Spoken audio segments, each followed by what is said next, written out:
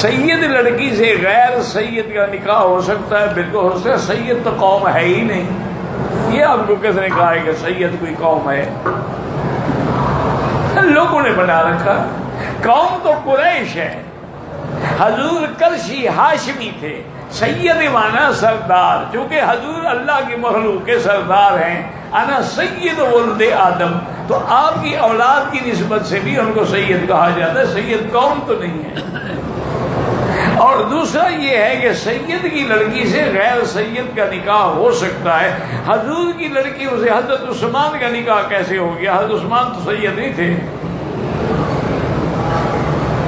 وہ تو بنو امیہ میں سے تھے، نہ قریش میں سے تھے نہ بنو ہاشم میں سے تھے.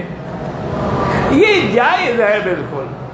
لیکن بعض علماء اس لیے کہتے ہیں کہ جو فقہ میں ہے نا کہ لڑکی لڑکا کفر یعنی دونوں برابر ہوں، تو اس لیے وہ کہتے ہیں بہتر یہی ہوتا ہے کہ غیر سید سے شادی نہ کرے، تاکہ دماغ کے اندر ایک خلل رہتا ہے کہ میں سید زادی ہوں اور یہ تو جناب میراثی ہے، پھر تم نے کیوں شادی کی؟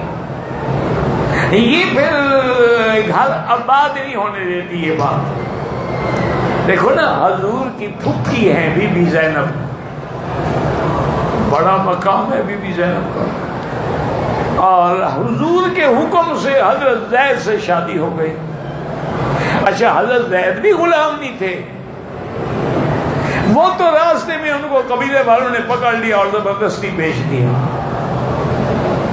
حضور نے ان کو بیٹا بنایا ہوا تھا اور حضور کے حکم سے یہ رشتہ ہوا، لیکن نبھ نہ سکی.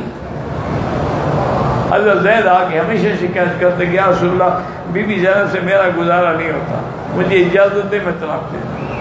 ہم سے میں پہلے تیرا رشتہ کر کے خاندان مخالف ہوا، اب تم طلاق دے کے پھر میرے خاندان کو لڑانا چاہتے ہو. وہ کہیں گے اچھے آدمی سے رشتہ گرایا تھا، اب طلاق بھی لے بیٹھے ہو. انہوں نے کہا حضور وہ ہر وقت تانا دیتی ہے کہ میں کرشی ہوں، میں کرشیہ ہوں، اور تم کیا ہوئے غلام ہو. یہ تو حضور کا حکم تھا، ورنہ میں تمہارے جیسے آدمی سے شادی کر دی. یہ ہوتا ہے بڑائی.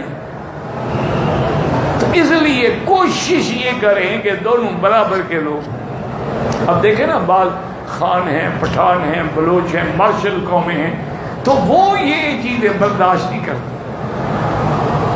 اس لیے اگر برابر کی ٹکر ہو تو بہتر ہے،